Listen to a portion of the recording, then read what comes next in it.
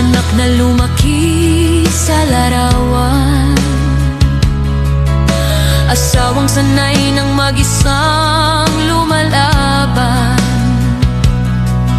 Sa video call, ngiti ang ipinapakita, pero sa gabi, lungkot ang kausap ko palagi. Hindi madali ang maging matatag kapag ang kalaban